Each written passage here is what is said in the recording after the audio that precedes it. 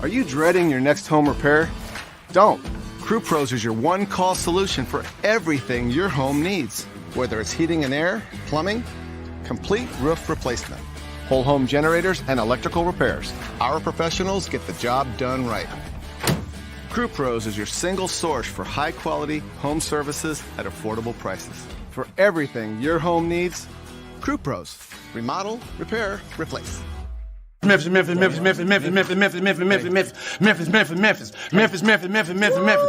Memphis. Everywhere we go, it's Memphis. Memphis, Tennessee, the beautiful land in the world.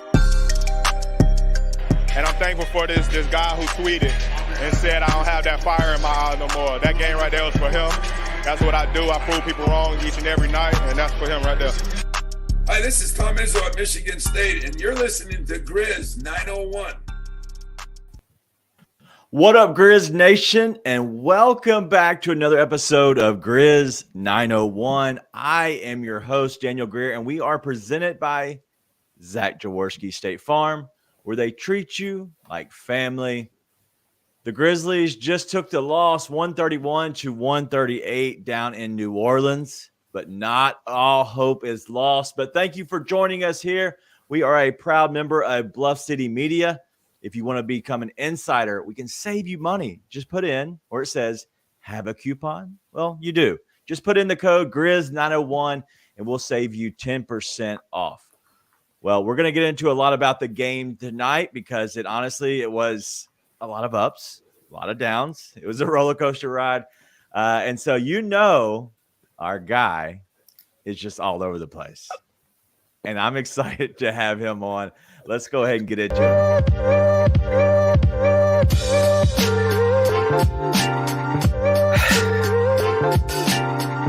The angry elf himself. What up, Nate? I'm just a swirling tornado of emotion. I'm all over the place, man. I'm proud of how hard the guys fought. I'm pissed that they folded in the second half again. I'm pissed that Larry Nance Jr. low-key is a dirty player, apparently, and snapped Santi's elbow. I'm happy that Jaren dropped 40. I'm all over the place. You're right. We're going to see where tonight takes us. It's going to be a journey, but we're going to go together. You're so stupid. All right, so, thanks for coming in, hanging out with us. Just if you have a chance, and if you are watching this on Twitter, come over to YouTube.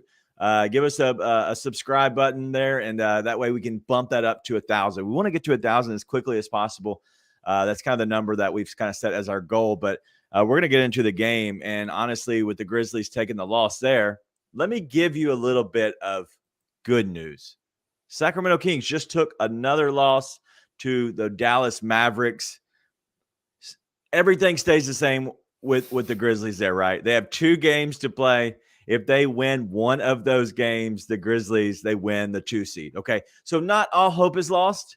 The night isn't ruined because a night in New Orleans. Listen, I've had that happen before. I don't know about you, Nate, but a night in New Orleans sometimes can be a loss for us all. But the Grizzlies took the loss there. Maybe it was too many beignets. I don't know, but. A little bit about the game. What are your thoughts? Because obviously it was a 17-point halftime lead to the Grizzlies. They down 6 with 14 seconds or so, whatever that number was. It was bad, and then they vomited on themselves. Not the Grizzlies there. The Pelicans vomited on themselves, and they allowed Dylan Brooks, the person that they would least want to foul and actually give a chance to win the game and become the hero, our villain, Dylan Brooks. They gave him a chance, and then he did what Dylan does, and he stepped over the line when he shot the free throw. But what are your thoughts on the game overall? I mean, listen, the guys, like I said this a second ago, I would not have been mad if the guys just lost this game. But seeing them fold in the second half again, have another unserious third quarter, and just sort of, I mean, listen, the shot making from the Pels was exceptional. That's going to happen. Then their shot making doesn't make you only get 21 points in a quarter, right? Against a very suspect defense. It's just they've got to be able to not let that happen. You're obviously minus Adams, you're minus Ja, you're minus Luke. Santi goes down after 7 minutes of play. I mean, they were behind the 8 ball. And by the end of the game, like overtime, they were just gassed. They'd have been better off letting that game end in regulation, right? Wow. Listen, Debbie Downer in here. Not that I like seeing the fight from the guys, but let's be honest, they did not have the legs to even try defensive. Dylan Brooks let Trey Murphy get a wide open 3 off without even really contesting it. That shows you where their legs were at by the end of the game. Which Dylan really should be the only one that didn't have dead legs. But, they were just gassed, and you hate to see that happen. I was proud of how hard they fought. Good to see Jaren have that big game. And at the end of the day, Herb Jones went 5 of 8 or 6 of 8 from 3. I think 5 of 8, and Desmond Bane went 2 of 8, maybe 1 of 8. 2 of 8. 2 of 8. 2 of 8. There was some uncharacteristic stuff in there. I'm not, it's sort of been the same thing. I'm not concerned about this loss in and of itself.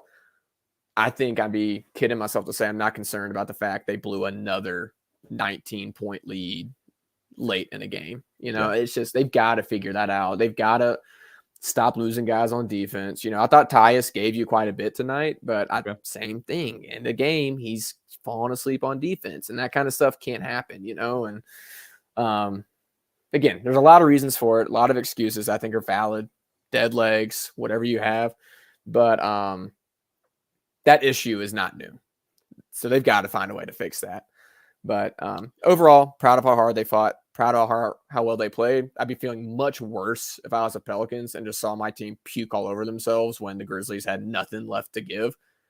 So, Pelicans fans, enjoy this win because I'm not sure where it's going from here for you guys. Well, I think they've actually clinched a play-in spot at this point, right? Mm-hmm. They're going to be into a chance to be into the real playoffs in a sense. And so I don't think, as a Pelicans fan, I'm not upset in any way. Yes, we might have, vomited on ourselves as a team down the stretch, but in the end, it's all in how you answer, right? And so they answered, and they were able to answer the bell in a sense. And you're talking about a guy like Brandon Ingram coming up so clutch. Listen, they have a lot of things as a Pelicans fan. They have a lot of things to be excited about, right? One of them is not Zion, okay, because they don't know what in the world is going on. The rest of the team, I'm okay with. I like their squad. I love Trey Murphy. CJ McCollum is a killer. Brandon Ingram, obviously. But what I saw with the Grizzlies tonight is there's a lot. So let me fill your glass at least half full. And I'm talking to you, but I'm also talking to the rest of Grizz Nation, okay? Jaren had a 40-point game, okay? That's big. He played 41 minutes. The Grizzlies are about to head into the playoffs where a 41-minute night might be very much needed. And that's going to be in the middle of a series. I think it's going to be very important. But you're also talking about Dylan Brooks, Tyus Jones, Desmond Bane, all respectively playing close to 40 minutes. Tyus and Desmond both played 43. A guy like David Roddy getting 38 minutes in a crunch time game is big. Yes, he didn't play that great tonight. It wasn't nothing that was exceptional out of him, but he was in that moment allowing himself to get those reps. So that's what I look at. I also look at a team that shot 21 of 39 from deep for 53.8%. That's uncharacteristic, right? That's not going to happen. Herb Jones, I don't know. I think you could bet on him to go over 1 or over a half of three-pointer tonight at like minus 140, minus 150. And so for him to hit 5, it's just crazy. So not all is lost. It's a bad night, but in the end of the day, not much is lost overall.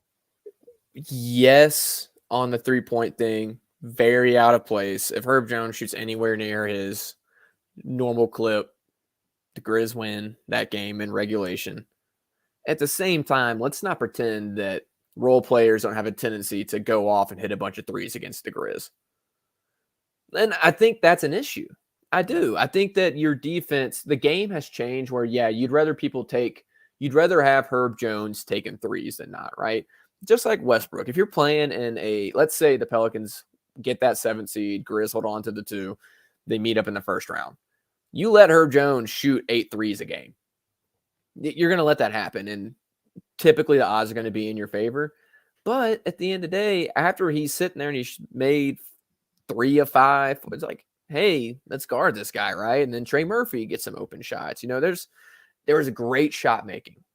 from them tonight. No doubt about it. Yeah. At the same time, too many times there is somebody that just starts hitting these shots against the Grizz they don't hit against anyone else. And it's not just bad luck, right? It's not.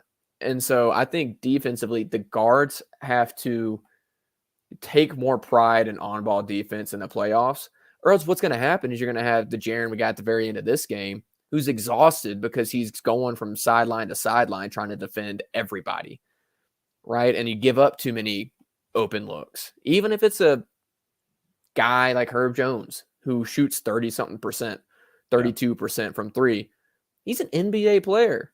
He can hit an open three. They've got to be able to figure out how to keep that from happening, right? But and again, that was their game plan, to let him shoot. He just got hot. Like I said, if it's over a whole series, you let Herb Jones. If Herb Jones beat you in a 7-game series, then like go find whatever voodoo doll they got hidden in New Orleans and deal with that. But I'm saying it's not just Herb Jones. It's not just tonight, right? Right. It's what's his name, Skylar May with the Trailblazers, right? It's Bruce Brown with the Nuggets. You've got to find a way to have better guard defense, and I think that they have capable on-ball defenders. So I just think it's something that I hope Taylor has a little bit of a trick up his sleeve in the playoffs when that comes around, because it does happen too often, in my opinion. Yeah. Well, like I said, all in all, not much is lost, right? So they're pretty much Lakers and New Orleans are now practically tied, right? So in the loss column, the Lakers have one less loss. They are playing currently against the Clippers right now. And so I will, so looking at this comment, I'm not saying they let them win. I understand the comment. I know it's kind of a joke in a sense, but I would probably rather play the Pelicans over the Lakers. I think we all would agree on that. So, Grizz magic numbers 1 now, right? Yeah, so they just win. They win a game, and they're going to be the 2 seed overall. Yeah. So yeah, listen, like I said, I would not have hated letting the Pelicans win this game. It's sitting everybody. To be honest, if we knew that the Mavs would beat, like we said last night, felt like a game the Mavs would somehow win, right? And of course, they come out and do us a favor, beat the Kangs, but I don't mind letting the Pelicans win tonight by any stretch of the imagination, especially because it looks like the Lakers are not going to hold court and beat the Clippers. It's only halftime, but yeah, it's only halftime. They're down 12, but it's only halftime. It's at the Clippers, right? such an a-hole. Yes, correct. It's a road game for the Lakers, so tough environment. They switched locker rooms tonight. That's all that's happened. So let's talk a little bit about I guess moving forward. We're going to keep going back on this, but I want to hit on a comment or two. Looking ahead just for a second, the Bucks, right? We play them on Friday, and then we play another game on Sunday, both road games, right? And Sunday's against OKC. The Bucks have nothing to play for at this point. I think they're going to be able to hold that with less than 3 games. That they have the number 1 overall seed. I don't know how much they're going to play in a sense, right? I don't know what they're going to play against the Grizzlies. I think they would say, hey, who cares who wins the game? I wouldn't imagine that Giannis plays, but he could because it's not the last game. Usually the last game you don't play, but who knows? But the Grizzlies have been good on a Friday night. But also playing against OKC. OKC has a lot to play for. Okay, so against OKC, that is not a guarantee game because they have a chance to make sure they keep themselves in. And so the Kings, talking about the Kings, they now have the Warriors at home, and then they go on the road last game of the year against the Nuggets. The Nuggets aren't going to be playing anyone. Okay, I wouldn't imagine. And so it's going to be up and down. We'll see how this all happens. I'd imagine the Grizzlies are going to play their guys at least in one game, go for it, and then the other game kind of shut it down. I would imagine they go all out on Friday night against Milwaukee, which we do play well there in Milwaukee. And then in OKC, I would imagine we played nobody, just kind of shutting it all down, giving the guys a full week off before they play. Plus, it allows OKC to have a chance, which you want OKC to have the chance to be the play-in, right? You want them to win because you feel like you're a better team than them. I think you could probably say the same thing for a lot of those teams down there, but this is the only team you have a chance to actually help get in and get the win. So we'll see. We're going to talk a little bit about the home court advantage for the Grizzlies a little bit later, but we're also going to get into more of this game. And so just looking through this, is there anything else you want to hit on before we kind of move on through the night? Well, just what you were talking about a second ago before we get back into the game, I think we might see a half of basketball from the Bucks real team, and then they sit those guys. Because, Bud, let's be honest, we've seen Bud throw Taylor a bone or two since he's been in Memphis. And the Bucks, I think with tonight, just clinched the best record in the league, so they had nothing left to play for. Right. So I bet you see a half of basketball from them. Maybe they want to close out, win in the last home game, so that's not the case. I don't know. We'll see. But, I imagine Bud finds a way to throw Taylor a bone unless there's some kind of home thing there, but I doubt there is. Yeah. But as far as this game goes, I think there's not a whole lot to take away outside of the Jaren stuff and then the Dylan stuff. Dylan has been making a lot of shots lately. He's had a rough go in a couple of games there for a second, but I saw where he was shooting, I think, 42% over his last 10 games or something crazy like that from deep. That's big for Memphis, right? You don't want him shooting a high volume of threes.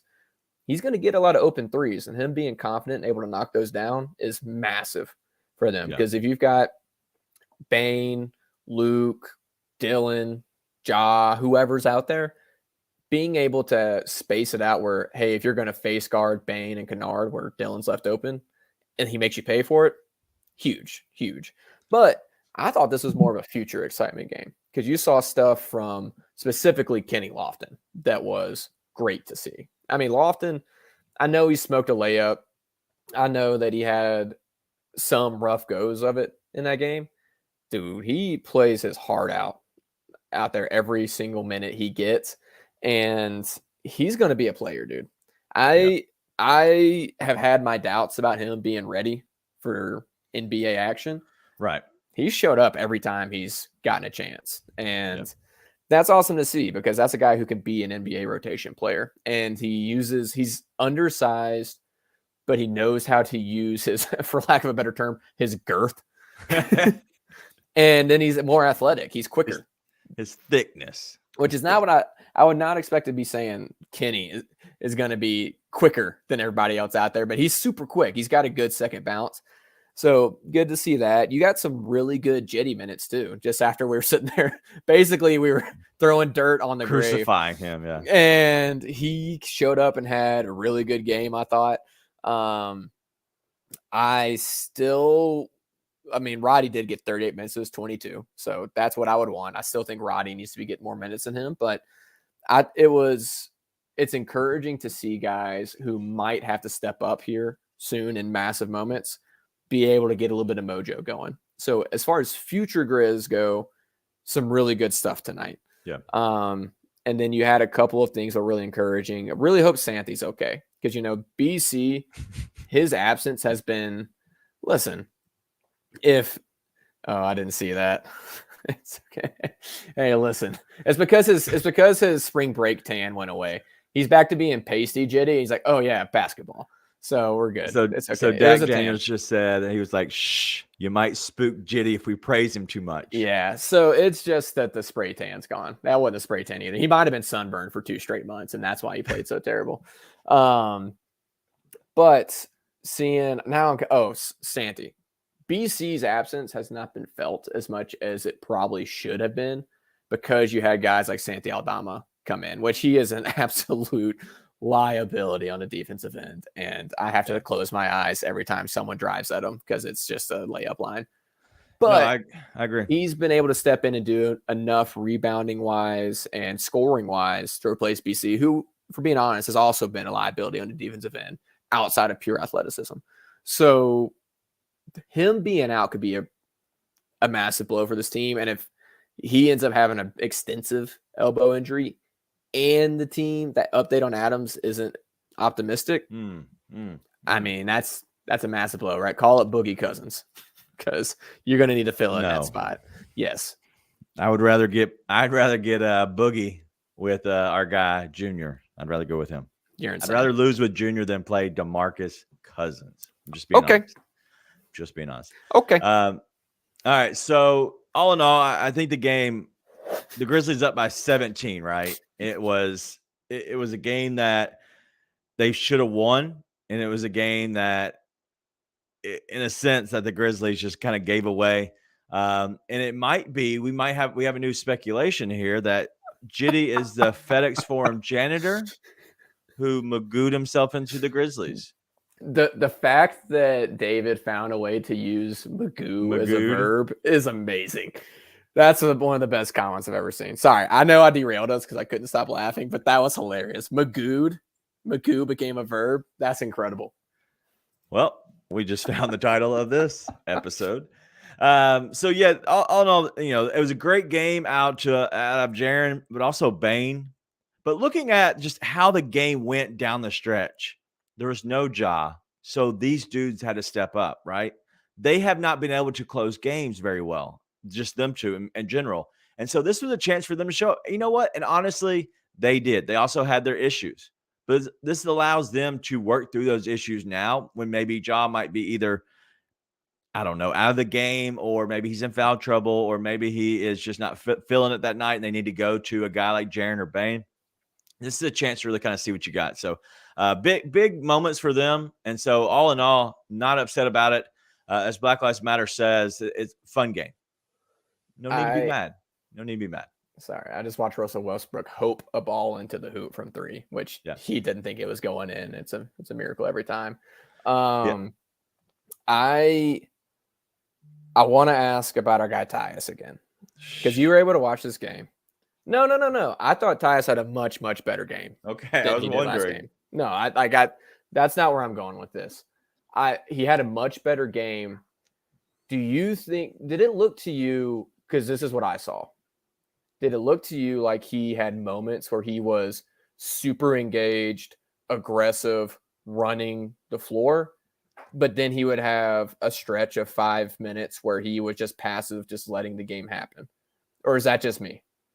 Because I saw tonight from Tyus, there was moments where I'm like, that is the guy who just got paid $14 million. That's the guy who's been so essential to this team that they brought back on that contract. But then there would be 4 or 5 minute stretches where I'm like, he's just letting whatever happen. Yeah. Am I crazy, or did you see that? Or I think you can see what you want to see in a sense, right? And that's not to say that you're trying to pick him apart, right? But if you're looking for something and you're like trying to zero in on a player, a lot of times you can pick a player's game apart, right? Because you're watching them in every single possession, right? Just like they probably look back when they watch film. You're watching a single person. You're watching these movements, these actions, whatever they're doing. So you could actually pick it apart if you really wanted to. But I will say that it's hard as a basketball player, a sports player, to always kind of be doing the same thing and always be, going and scoring and being that guy. Eventually, you're going to have the defense kind of maybe overcorrect to you a little bit, but also you're going to want to get these other guys going into the game as well. And that's what Tyus wants to do overall. When he scores, that's not actually him. He would rather get these guys, keep the ball moving, keep the ball popping. But in a sense, sometimes he does take over because it's the right thing to do, because maybe the defense overcorrects the other way. So I think it is a good give and take. I do think you can find that in his game, because he probably he's very streaky, right? He'll come down and pull up three-pointer, bang, bang, bang. And then he's taking another one. He misses, right? And then you're back to normal Tyus again, where he's facilitating. I think it's just how it goes, especially most NBA players. If you get a hot streak, you're feeling it. You're boom, boom, boom. You're shooting until you miss. Well, and my thing is, I think when he's on the floor, I think both of our point guards, everything works better when they're aggressive. And Tyus 100%. Is aggressive and Ja's aggressive are very different, right? Ja, when he's being super aggressive, score first. But that score first quickly turns into pass first once the defense has to react to it. Yep. Tyus is aggressive. He's just getting downhill. He's forcing things the same way Ja does, but he's very much so pass first, right? And then if the floater opens itself up, it does. But I want him to be aggressive even if he is facilitating. And it brings me to the second thing that I thought of tonight watching the game. Damn, you got a notepad tonight. No, this is all coming straight off the top. Brought to you by Ranch Water. Do you think that Bane taking way more on-ball duties is part of why Tyus might be less aggressive, less assertive? Why he has on-ball duties because that's what the Pelicans wanted. They wanted No, to that's have a been something switch. all year. On-ball, They and listen, they ran on-ball Dez straight has been an at. experiment.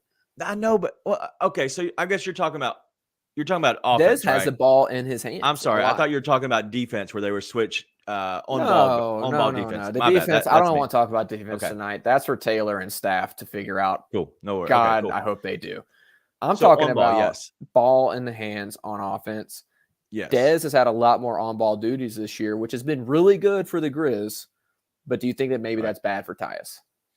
No, I don't think that's bad. I think that Tyus, in a sense, he wants to be he is a point guard, but he's also a guy who can knock down open threes, right? So he can be a guy who you can scoot it out to. Honestly, like we haven't seen the floater Tyus in a hot minute, right? He made one tonight. I was very happy.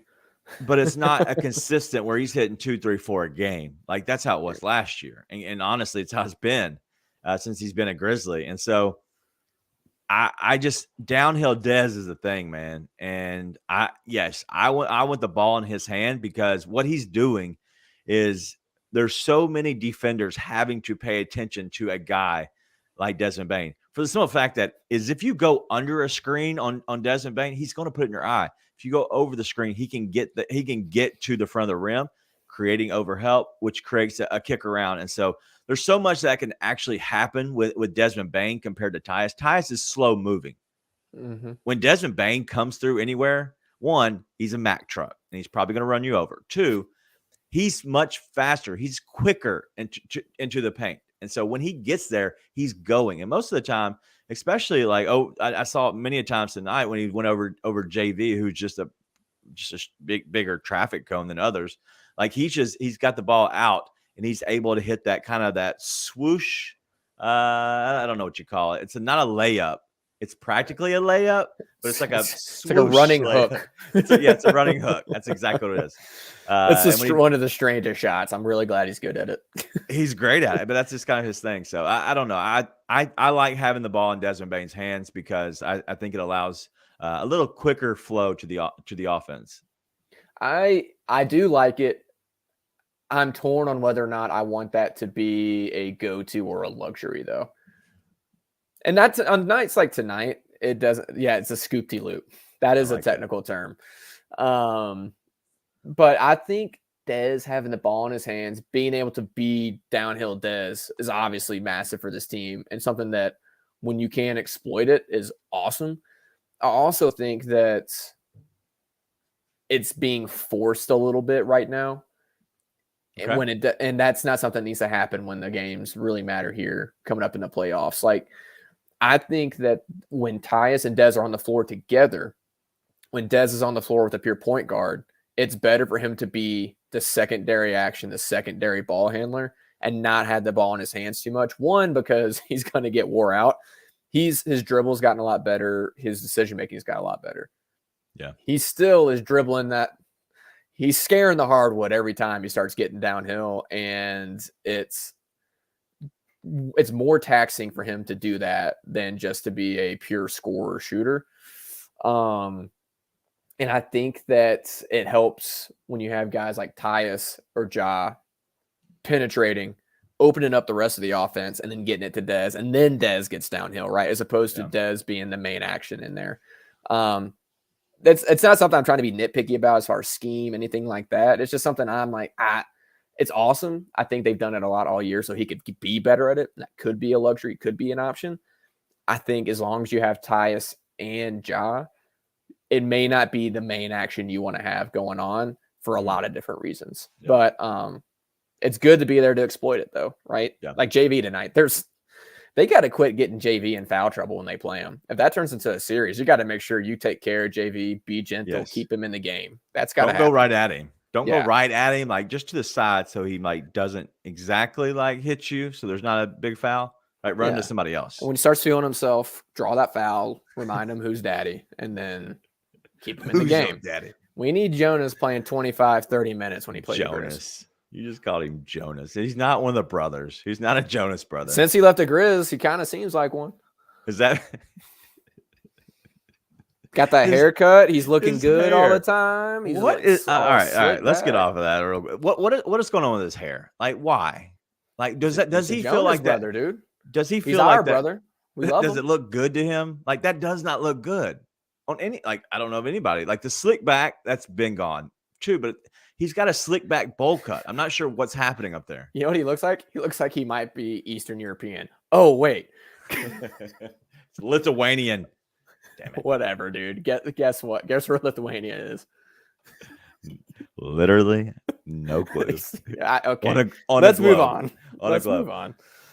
All right, before we get into too much, I do want to talk about the Grizzlies and the home court advantage that they do have. It's going to play much into the playoffs, and we'll hit on a little bit of the playoff scene. Not going to spend too much more time on this, but I do want to talk about the Grindhouse and how important it has been.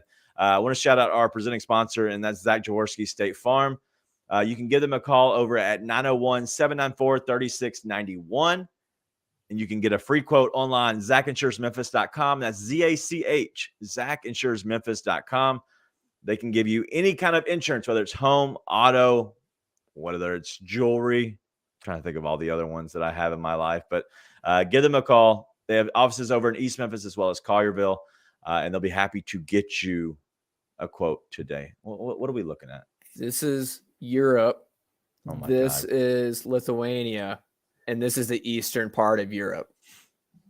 Yeah. I'm helping you. See it. I'm teaching you. There you go. Yeah, it's weird. I can't see it. I'll you learn something new every day, Daniel. It's okay. Teaching an old dog new tricks. You're not that old. If you have a chance and you're watching this on Facebook, we're definitely set up on Facebook, but also now on Twitter as well. If you're watching over there, come to YouTube and subscribe. We want to make sure we keep bumping that up. And also, if you want to be an insider with Bluff City Media, I highly advise it. Our team, just our Grizzly team that we brought over there to now, we're all Bluff City Media, part of the Grizzlies content. I know our guys are kind of trying to do new things as well as the people that were already with Bluff City Media. So us combining, whether it's into the playoffs or whether it's in the off season, the insider content will be there. And you also, if you like betting, Bluff City Bets, new logo. Shout out to Mark and staff there. I was bragging on it to friends today. So go check out Bluff City Bets. We're actually going to have Chase and I are going to be doing a once a week podcast covering all of sports and betting. And so it should be a good time. It's going to be a lot of fun. But we're also going to just go around the league and kind of hit on some things that we like bet wise. The Masters are here. My favorite bet, Phil Mickelson to miss the cut, -128. You can find that on FanDuel. I don't know if it's moved, but it was like that 4 or 5 hours ago. All right, let's get into a little bit of the Grizzlies and home court advantage. And so I've done a little bit of work.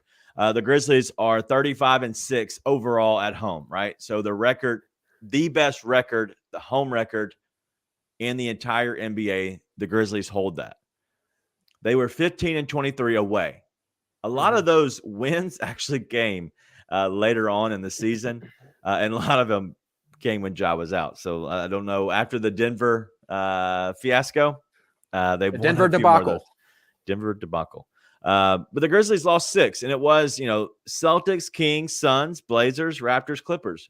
You can go down that list and say all those teams are pretty good, except for obviously the Blazers, which is weird. The Clippers, that game sucked, and that was the most recent game. But there were long stretches where the Grizzlies actually were not losing ever at home. Like they had 2 losses back in November, and then they had one on the 27th of December. Their next one was February the 1st. Like that's a huge stretch. All of January, they did not lose a home game. And so I just want to just look at how important that is, because when you go into the playoffs, you obviously have potentially 4 games in a 7-game series at home. I think that's one of the most important things that the Grizzlies are going to have to their advantage. Is there anything that sticks out to you with having the home court advantage? Because I think that's very important, especially in the playoffs. But I also want to hit on after that the away stuff and how it might affect them in a series in general. Yeah, I mean, you said 35-6. I was going to bring up 15-24. Like that's the home. Right. The home thing is awesome, but it's there's a intensity that comes with every game in the playoffs that I believe the Grizzlies will know how to match. I think some of this late game stuff we're seeing down this home stretch is them being like, hey, they feel like they have good seating. They feel like they pretty well got it locked up. They can turn it on at any moment. They're just a little like, hey, we're ready for the real games to start, right? Yeah. They got a taste of it last year. And I thought last year they were obviously playing hard throughout the playoffs, but there was an intensity on every play, a valuing of every possession that teams like Golden State had that the Grizzlies just didn't quite have yet. I would anticipate them having that going into it, which I think is important. I think it changes how they look on the road more than anything, right? I think some of their lack of poise is from not being locked in lately, et cetera, et cetera.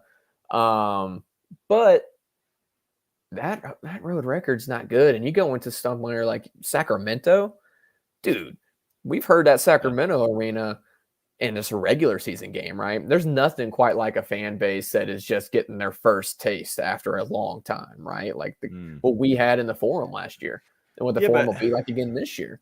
So I agree with that. Environment's real, man.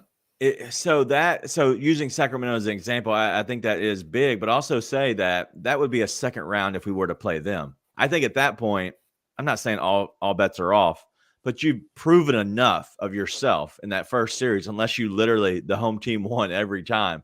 I think you would have proven enough to yourself that you can go into any arena, any building and get that win. And so I think the very first the first series that you have, the opening series, whoever the team is, I think that's going to be the most important, especially the road games, because like Desmond Bane used to be lethal on the road last year.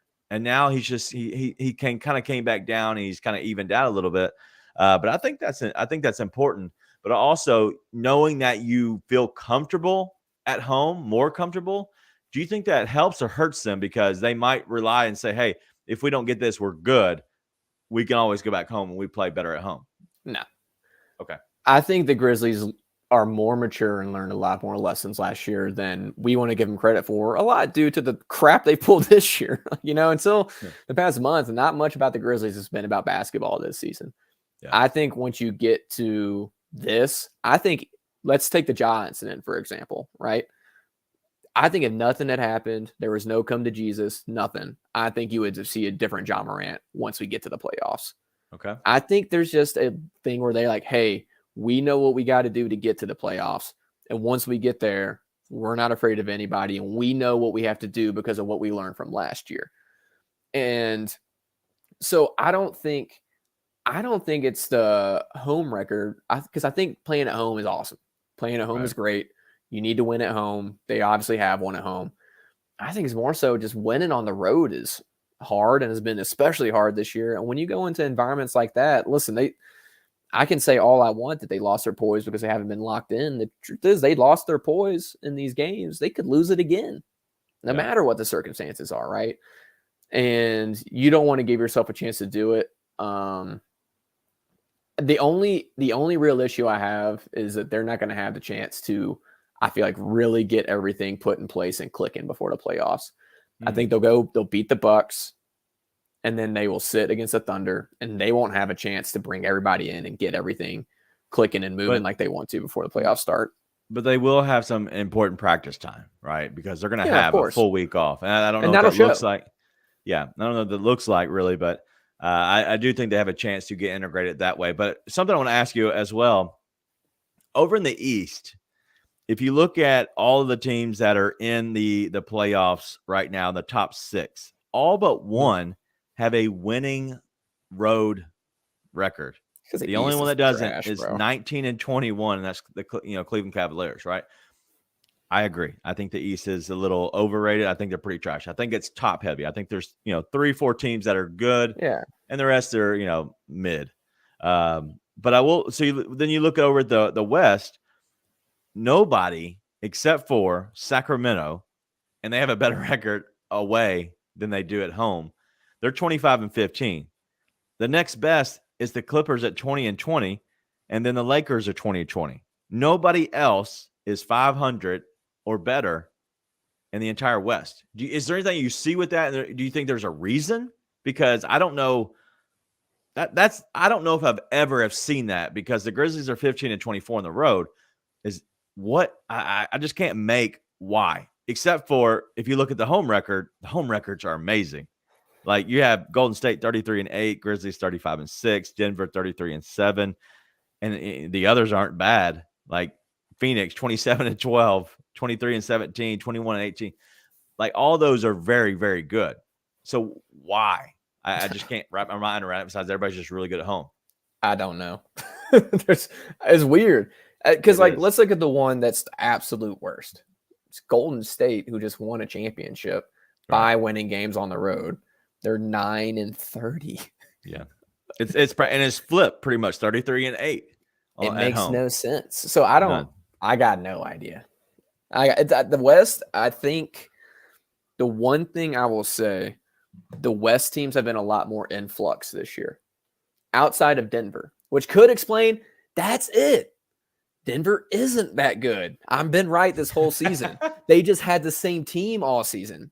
That's what it is. Finally. Okay, the puzzle just came together, light bulb moment. But you look at teams like Sacramento, been pretty well consistent all year. They've not been decimated by injuries or had any real major injuries all season, unless I'm forgetting about something. Phoenix had the big trade and was dealing with injuries all year. Golden State been dealing off and on injuries. Honestly, not as much as some of these other teams, but have dealt with injuries. The Wiggins thing obviously is big for them. Clippers, Paul George and Kawhi don't really play basketball half the time.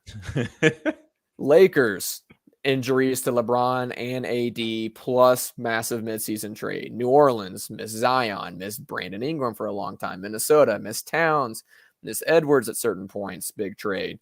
And then you got the rest of the West, which is Dallas, I think, was probably better off not making the trade. Obviously, they did. And just a drop-off after that, other than Portland dealt with injuries. And when you look at the East, I don't think there's been that much. I may be wrong.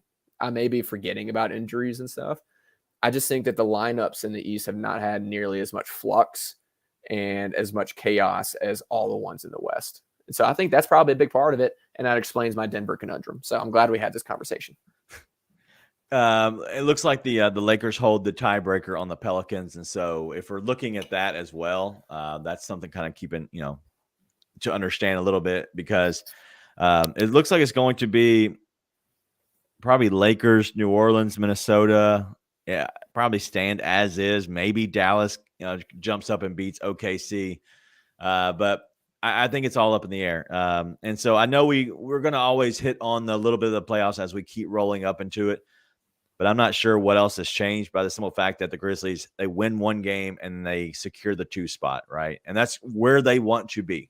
Like the best spot to give yourself the best chance is the 2 spot. That doesn't mean that they're going to win the first round series. It actually could mean they get set up with the Lakers team who is playing really well. It could be a Clippers team that's playing really well. It could be a team that just beat you tonight in the Pelicans.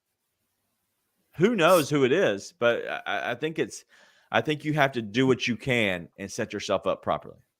Somebody forgot to tell these refs, man. The Lakers are down by 12, but Austin Reeves hadn't gotten his 12 free throws in yet. He's only shot 2. Don't worry. The Lakers are about to come back in this. Adam Silver's going to get on the call in this timeout. Wow. All right. Anything else you got? I know we've kind of had a fun night with doing this. It's been good. Thank you for everyone that comes out and hangs out with us, because the chat was booming as always tonight. We even woke Luke up. Got him out of his bed sleepy to hang out. Not much for tonight. I had something I was going to talk about earlier, and then you went on quite the rampage, and I forgot what it was.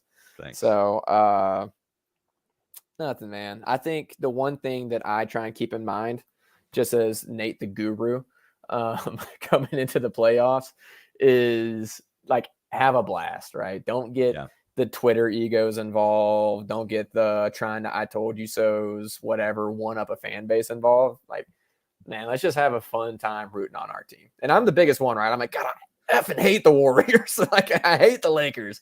I want their fan base to be miserable. But the truth is, like, it's way more fun to enjoy rooting for your team than against another team.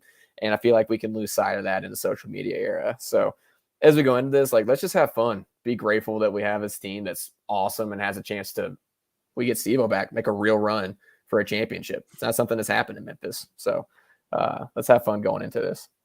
Look at you being mature. Who knew? This has been a breakthrough, guys. I know we've kind of done the Europe, intervention. Lithuania. All right, it's been cool. It's been good. Obviously, we've gotten Magoo tonight, so that was that was exciting. Awesome. Herder, Kevin Herder was hurt tonight. He was hurt for a little bit. I don't think he was hurt tonight. Okay, I wasn't aware of that. Either way, I don't know if that matters. Maybe it matters to the sense of obviously we had to play them, but at this point we're not playing them unless they actually win. He played 32 minutes tonight, so I'm not sure when it was when he could. But all in all. Thank you for hanging out with us. Give us a subscribe over on YouTube. We're pumping that one up, especially the playoffs. We're going to have a big announcement. I'm hoping, crossing fingers, very soon about maybe the playoffs and kind of some cool things we might be able to do there. And so kind of stay tuned. Mark doesn't know this, but we're going to try to get him on a just kind of a run-in, kind of like they do in wrestling. A little run-in. Maybe he'll break the news himself. I think that'd be funny. Boss man gonna come in here and break some news on Boss video. Man 99. I am traveling back again, so I just got back from work. Okay, I'm back home studio, going to see family, and so we're gonna be doing those on the road. So if it looks a little bit different coming up, the next two shows, well, it's because I'm hanging out with family for the Easter weekend. So we're gonna still be here. We're still gonna be bringing you shows. They might be a little bit lighter, a little bit shorter because it is a Friday night, and it will be on Easter Sunday when they play the OKC. So not as much to dig into, but obviously we want to be here, especially when we clinch the 2 spot, which will be Friday night. We're going to speak into existence. So anything else you have? I know I've already asked you, but anything else you got? No. Let's have fun, friends. Let's have fun. All right. Hey. I have one thing. One thing. 2 free throws with 6 minutes, 17 seconds left in the third quarter. How many think Austin Reeves ends up with? 8. Ah, dang it. That's the exact number I was going to say. All right. We'll agree to agree. All right. Let's see. We'll agree to agree. All right. Let's have a good week. Let's have a good rest of the week. Hopefully these storms stay away. My God, they're just nasty. I drove through another one today, and it was disgusting. All right. So let's go ahead and get through here. I've just lost my page. There it is. Most importantly, be nice and tell your friends.